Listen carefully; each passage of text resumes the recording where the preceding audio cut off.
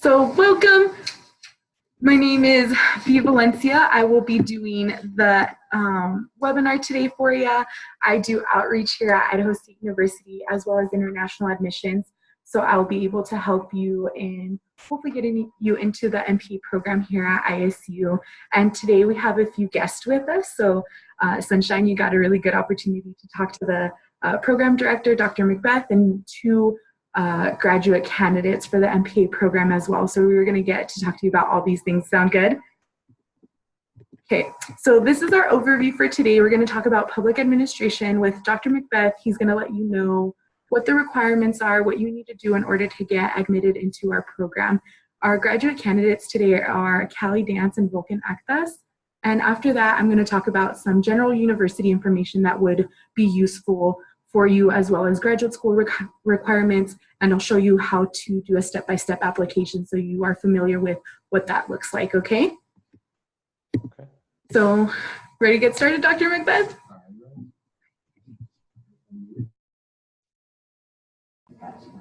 Okay. So, I've been involved with the MPA program for about 24 years now. I've directed it off and on since 1995, and I just would add that my favorite part about being a professor at ISU is teaching in the MPA program and teaching the great students that we have. I always sell students on the MPA program by first starting to talk about the students, that we just have great students who are really interesting to talk with, to be in class with, and that if you were to come into the MPA program, one of the great benefits is that you're going to meet a broad array of people, fellow students from different backgrounds, people who work currently in the public sector, people who work for the federal government, the state government, local governments, people who work for hospitals, people who have engineering backgrounds, biology backgrounds, all kinds of backgrounds, but they're either involved in public administration or they want to be involved in public administration. So I think that is the key to our program. It really is our really, really good students, and you'll meet two of our great students here in just a minute. So the MPA program, the history, it started in 1974, and at that time there was a movement to make public administration more professional. And one way that I describe the MPA program to prospective students is it's like an MBA, a Master's of Business Administration, but it's very much geared to the public sector. So we deal a lot with the way government works, the relationship between an administrator and an elected official. We deal with legal issues, we deal with ethical issues, and we deal a lot with politics and the importance of politics when you are working as a public administrator. And we have a generalist orientation. You can kind of see from our slides that our students our graduates do a wide variety of things once they are done with the MPA. And again, I think that is our strength. Our strength is that we have a generalist orientation, and we place people locally, but also regionally and nationally and even internationally. So the requirements to get into the MPA program, if you're in my office, I always just kind of start here. You have to have a minimum 3.0 grade point in upper division undergraduate courses. You have to score at the 40th percentile as an average of the 3 sections of the GRE and have 3 solid letters. If your GPA is 3.5 or greater in your final 60 hours, the GRE is waived. Okay?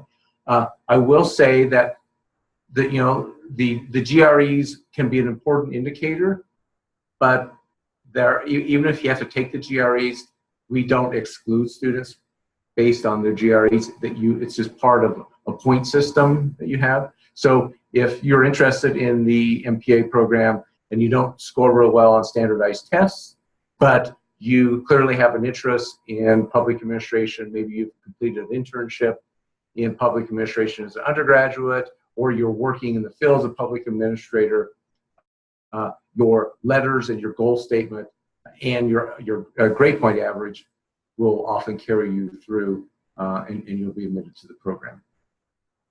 So the MPA program is 36 credit hours. That's 24 hours in a core, MPA core courses, and then 12 hours in a specialized area. And so when I taught students, most of our students are working at least part-time, some full-time, some part-time. A student who's working full-time will usually complete the MPA in about 3 years. If you're maybe only working part-time or less than that, you can probably complete the MPA program in 2 years, right? I think Callie and Vulcan will both kind of give you their experiences of how many credits they take a semester and how they balance a professional program with their work life and their family life.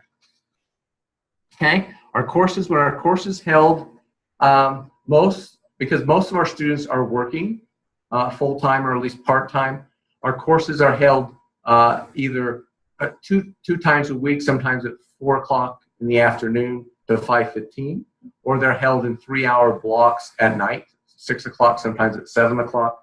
We also are broadcasting as many core courses as we can to Idaho Falls via distance learning, right? And so we try to accommodate students, their work. So most of our students have told us that they can, work through the lunch hour and then take a class at 4 o'clock, or take a class after 6 o'clock, for example. And we try to do that to be both accessible to students, but also maintain really quality interactions between students and professors, which I think is a real strength of our course. Okay, how many credits does it take to complete the MPA? As I said, it's 36 credits total. That's 24 credits a core, 12 credits a specialized. There is a 3-credit internship requirement that can be waived for mid-career students. It can also be waived if you had if you completed an internship experience as an undergraduate, and the MPA committee decides that it was a significant enough experience, your internship credit can be waived. So for most students today, it's about a 36-credit program, unless you really do need an internship for networking purposes, which is an important part of the MPA. Okay, so if you look at our MPA graduates, we have a really good link on our website that you can see there on the PowerPoint with some stories of what happens to our graduates. Our graduates end up all over Idaho. I can tell you just in Pocatello that we have graduate employees in Bannock County, for the Bannock County government, for the city of Pocatello, for the city of Chubbuck, for the Southeast Idaho Council of Governments, right? And we also have a significant number of graduates in Idaho Falls and throughout Idaho, including Boise, and regionally in the West, throughout the United States, and even a few in international positions. What I argue with the MPA, and I'll let Callie and Vulcan talk about this, is the beauty of the degree is its flexibility. We're not preparing you for a job, like a narrow job. We're preparing you for a career. We try to give you a background in critical thinking and data analysis, in other types of analyses that will allow you to have a career as a public administrator, and that might mean a lot of different things throughout the course of your career. That is, we think, is preferable to training for a narrow job that might well go away in a few years, right? Again, our best selling point of our MPA program are our graduates, our alumni, and our current students. So to apply for the MPA, B will give you more kind of detail later, but you kind of begin by applying to the ISU graduate school, right? And that begins the process, and eventually you'll need transcripts, letters of recommendation, and a goal statement. And basically you'd work with the graduate school, and then you can work directly with the political science department, and we kind of help make sure that you're submitting all of the requirements for the degree. And it's always good to talk with me before you apply, because I can kind of give you some advice on how to handle the application process. So with that, I am going to turn it to Callie. Hi, I'm Callie Dance, or Callie Nelson. Callie Dance is actually my maiden name that I go by both. I graduated with my bachelor's in science and political science in May 2017. I was also accepted to the MPA program during that time. So while I finished my undergrad courses, I was also able to take a couple of graduate courses that counted toward the MPA program. And that was really beneficial. I had the opportunity to do a internship at the Southeast Idaho Council of Government through the CPI program here at ISU. And that gave me hands-on experience with the nonprofit, and I really fell in love with the work. And that went along with the MPA courses that I've been taking this semester and last semester. It's just helped with a lot of the projects that I've done in the past and give me insight to how I can further help our community. And I can't say enough good things about the public administration program here at ISU. I can take questions. Oh, and it has also helped. I'm a mother of 3. So having the classes late at night has also helped me keep up with my children, made sure they're doing well academically in their classes also. And it just is really helpful, the scheduling of the classes at night or during the evening. Also, if you're working full-time right now, I'm a graduate teaching assistant, so I'm able to do my research and that during the day, and so it's really it really is helpful, the scheduling during the evening with the courses. So, okay. So, thank you for muting me. So I'm Volkan. So I'm going to tell you a little bit about my experience. It's a little an unusual path that I've taken, but I'm going to try to be short and concise, and also share my experience about the MPA program. And overall, what I've done professionally, and what I've done in the MPA program. So I am originally coming from France. I had got my associate degree in general business in France, and then I went to ISU to be an exchange student. And then after that year I spent at ISU, I decided to stay and finish my undergrad, which was in marketing at the time. I've done business. I've studied business and marketing for a long time, and at the end of my undergrad, I wanted to do something different, and so I turned into the Master's of Public Administration, because I really wanted to explore the public sector and the issues that were close to me, things that I wasn't seeing in business, for instance. But the MPA program helped me actually develop my research skills by looking at issues that are close to me.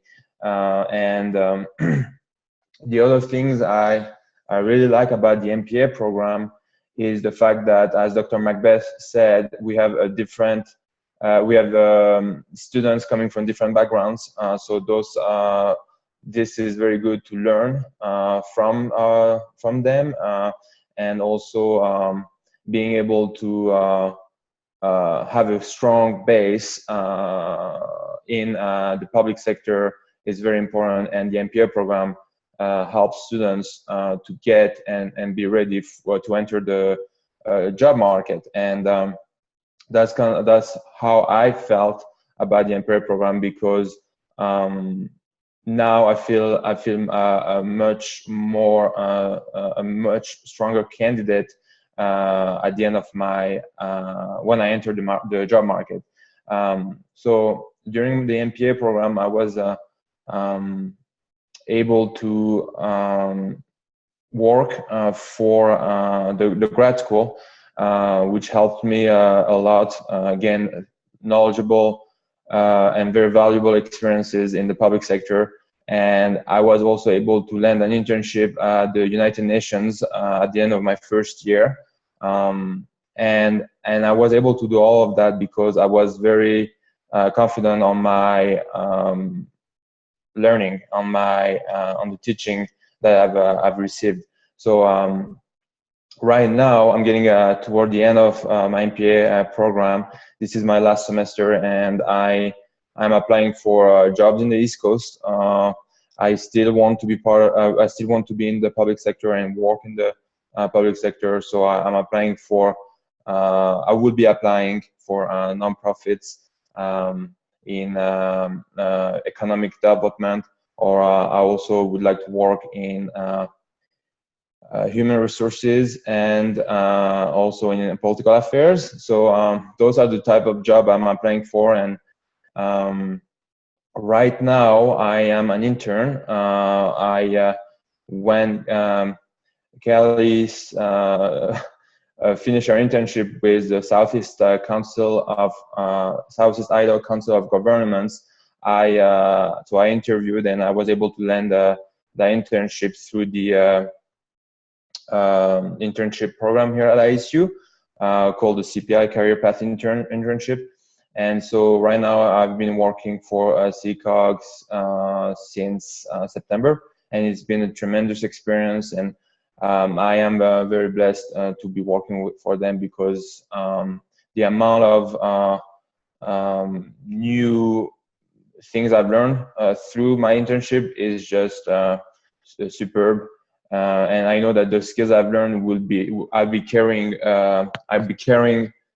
away these skills with me, carrying out these skills with me when I move and I get my job. So other than that, I have been also offered the opportunity to do research, and overall, I think that my decision to enter the MPA program was beneficial, and I hope that this was helpful to you guys, and I hope that one day I can be part of the MPA history at ISU with my experience. Do you have any questions, Sunshine, for Dr. McBeth, for Callie, myself, or Vulcan at this moment? I don't think so. Okay. Nice here. What? All the questions that I've had so far. So. Okay, perfect. So what we're going to do next is I'm going to give a little bit of university overview. And if at any point you have any questions, go ahead and unmute yourself or whatever you feel necessary, because it is a lot of information at one time. And after the university overview, I'm going to be able to do more specific requirements for the graduate school, and I'll actually show you how to apply for the MPA program, our online application system, which is really convenient. So, okay, I'm just going to mute you just to make it easier. If you have a question at any point, just unmute yourself and just let me know that you have a question, okay? Okay. So university overview location, main campus is here in Pocatello, Idaho. We do have a campus on Meridian, Idaho Falls, and Twin Falls, and most of the classes for MPA are distance learning from Idaho Falls. So if you happen to be in that area, it's really convenient for you to just stay in Idaho Falls, Rexford, whatever area over there, and just be able to go to the Idaho Falls University place and take your courses there via distance learning. We are a CARDI classified doctoral research and teaching institution, and we are among one of the lowest cost public universities. So that is really convenient that we are we're a good university for a nice little penny there. Overall, we have about 13,569 students. Of those, around 1,600 are graduate students, doctoral students, so you will have individuals who you can relate to in that demographic area. And just a little bit about tuition and fees. As a non-resident, you do pay a little bit more, but there are opportunities for you to have non-resident tuition waivers, which exclude that out-of-state tuition, where you can pay Idaho in-state tuition, which is fabulous. And then there is a graduate fee per semester. So just know that that does change a little bit, and just be aware of that. The population of Pocatello is about 4,000. We're connected to another small little town, Chubbuck, about 15,000.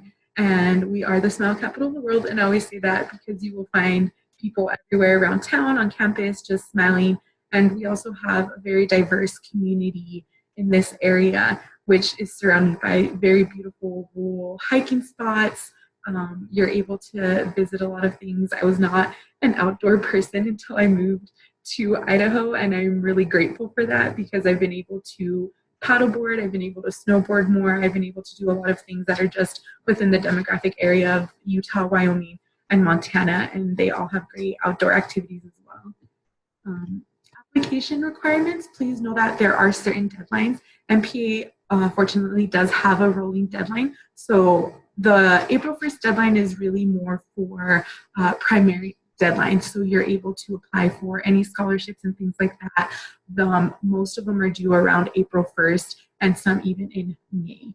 The online application you'll be able to find at isu.edu/apply. I'll show you how to create your own account, as well as the step-by-step process in the application. You will have to pay a $60 application fee. Credit or debit are the best option. You can mail in a check, but it does take a little longer to process it. And the MPA does not have any program fees associated, so you will only pay the $60 application fee. When you're doing your application, you will have to show us some transcripts, and we do accept unofficial transcripts for review purposes only. The only thing with unofficial transcripts is that you must have the full institution name on that transcript.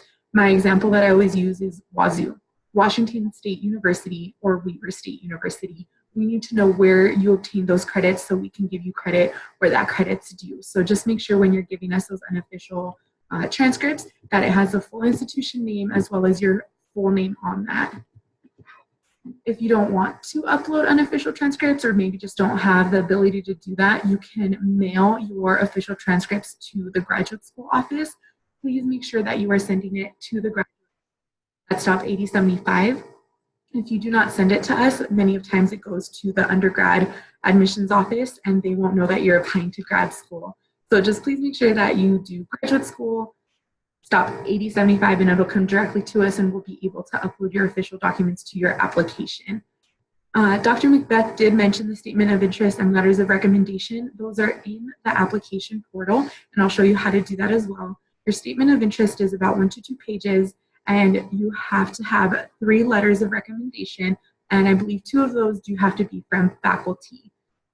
They're submitted online via email, really convenient, and it just sends an automated email to your recommenders that say, hey, so-and-so would like to request a letter of recommendation. They log in, answer a few questions, and upload that letter of recommendation, so you don't have to run around and try to find your letter of recommendation. Submit standardized exam scores. This means GRE, MAT, GMAT. GRE is preferred. You do have to score above a 40th percentile in at least one section. If your GPA is below a 3.5, that doesn't always mean that you won't get admitted. They will definitely work with you, and I can promise you that. There are prep classes, and if you need a little bit of help with that, we can find some resources for you that on how to take the GRE, the MAT, or the GMAT.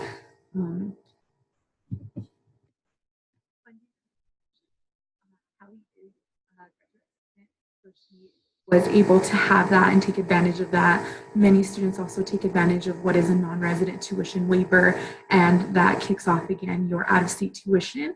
There's GATE scholars, there's travel scholarships. So if you are doing research for, say, Dr. McBeth's class, your abstract to present at a conference and you get accepted, we will help fund some of that cost, maybe your flight, your hotel, or the registration for that conference, which is a great opportunity because you want to show that you've done all this work in your master program.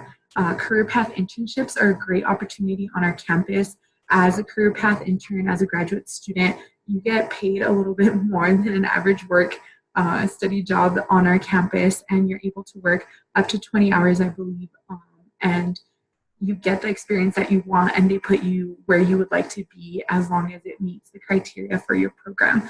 And there is also different online scholarships, which are Bengal Online Scholarship System, and that's the overall ISU, any scholarship that could pertain to you. You just fill it out, put in some general information about yourself, and it will filter out some scholarships that you are eligible for. So it's really convenient. Just a few reminders: when you take your standardized tests, please make sure that they are here on time. Make sure that you request for those to be sent to ISU, because if they're not, you're going to have a really hard time getting them sent to us. It's about $30 every time you request to get a GRE sent to a different institution. If you request ISU and it somehow gets lost, we can pull that for you so you don't have to pay for it. And just make sure that if you have multiple names, a maiden name, let us know on the application. That way we can make sure we attach all the correct information. And that's our general grad admissions email. It's our catch-all. If you email us on gradadmissions@isu.edu and letting us know that if you have any problems, we'll get back to you on that. Our interns help throughout the day respond, and we can help you with anything that you may need. So just make sure that you don't send your application materials to the department. Everything that you do for your application is centralized here at the graduate school, and we will process everything on our behalf, and then online it'll get sent to the department, and the department will be able to review it all at once. So does that make sense? This is my contact information. You can always give me a call. You can email me. Again, there's another email that you can use, isu.edu, and that's more for general inquiry questions. And I will show you what it's like to apply. That way you can see what the online application looks like, because it can get a little tricky sometimes. Give me a second, I'll get that loaded for you.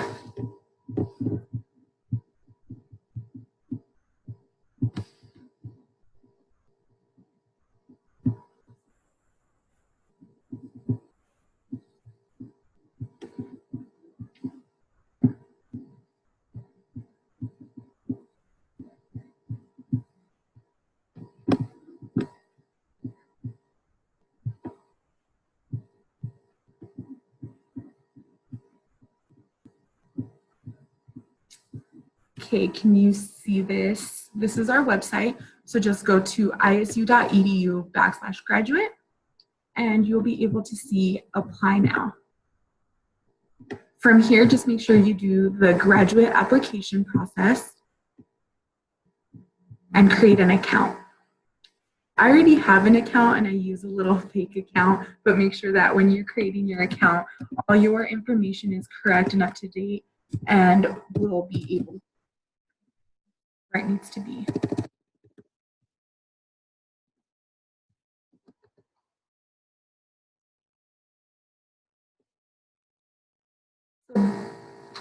This is what your application will look like. You just have to read through everything and make sure that you understand, and everything from here is pretty step by step.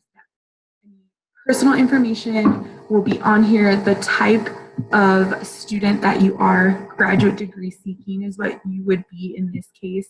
You would be looking for a master's program. That way it'll filter out exactly the program that you need.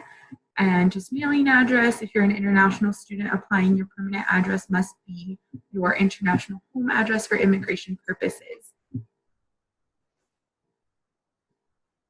And again, basic information, whether you're a citizen or an international student, veteran, and residency information, so we can see if you're an Idaho resident or not. That way we don't charge you out-of-state tuition and things like that. College of Arts and Letters is where the MPA program is housed. So public administration And the terms that are available for you to select are the terms that are open. And in this case, we're probably looking at applying for fall 2018, and you'll just select that and keep going. There are different concentrations for the MPA program. Environmental is what Vulcan is doing. There is public health and state, local, nonprofit, which Cali is doing. And you can choose whichever one you'd like. How did you hear about this program? Let us know a little bit more information.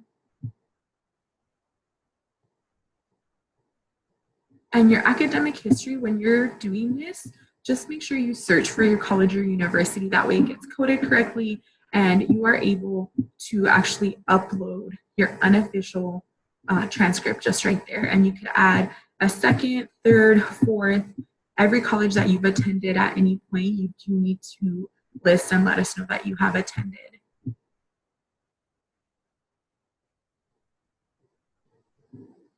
Your letters of recommendation, again, this is a fake application. So when you're doing this, just make sure the first name, last name, the institution or organization. So if it's a professor, where that professor was, the relationship to you, their email. You can waive or not waive your access right to that recommender. And then from there, you just submit recommendation request. They get an email stating that you've requested that letter of recommendation. It'll have them log into a portal, answer a few questions, and upload that letter of recommendation. And all three are required for the MPA program. If at any point you need to change a refer, you can also do that. And you can send them reminders. It's pretty convenient. If you've taken the GRE, you can let us know when you took that. If you haven't, you can let us know a future date of when you plan on taking it. And you can either manually enter your scores or upload those scores as well.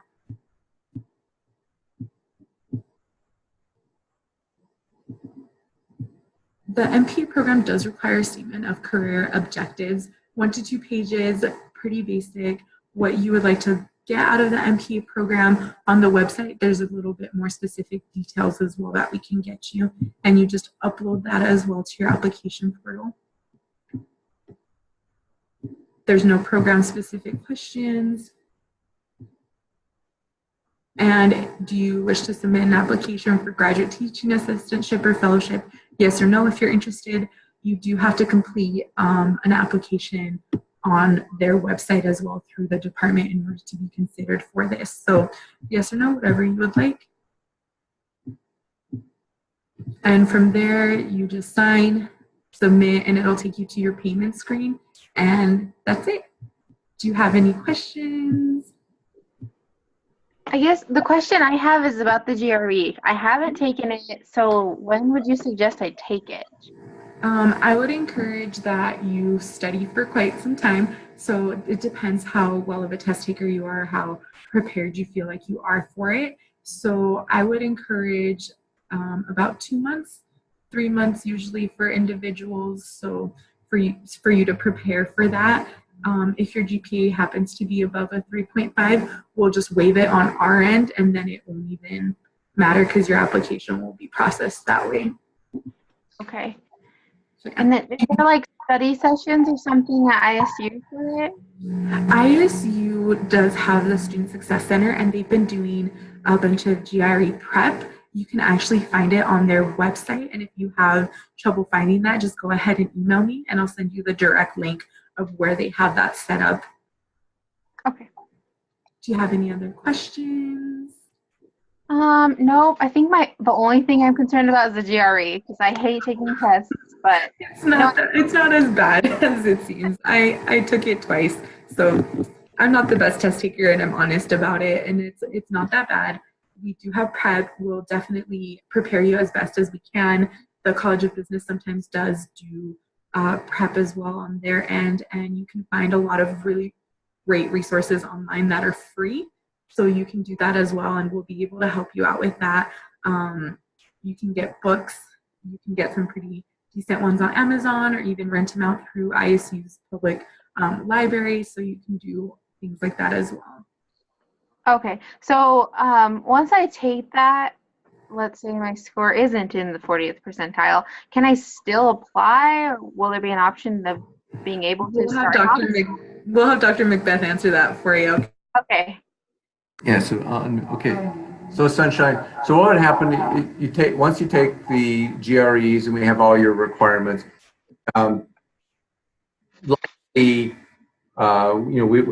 a point system. We look at your GRE scores. So if you didn't score quite as well as you wanted to, you could still get into the program. Probably the worst case scenario would be we would give some performance requirements, and that might include retaking the GREs or maintaining a certain grade point over your first 9 credit hours.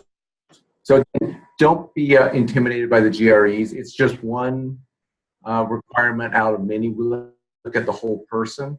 And so, yeah, if you took the GREs and you weren't quite as happy with your scores, you could still go ahead and start the program, and you would likely do very well. So don't feel that the GREs is something that would keep you from applying for the program. Okay. All right. If you asked a question, we didn't hear it. So, do you have any other questions, Sunshine, or anything that you may want to ask Dr. Macbeth himself or myself or Vulcan? I don't think so. I think that was it. That's my biggest concern. Everything else I got. That's the only thing I'm thinking about.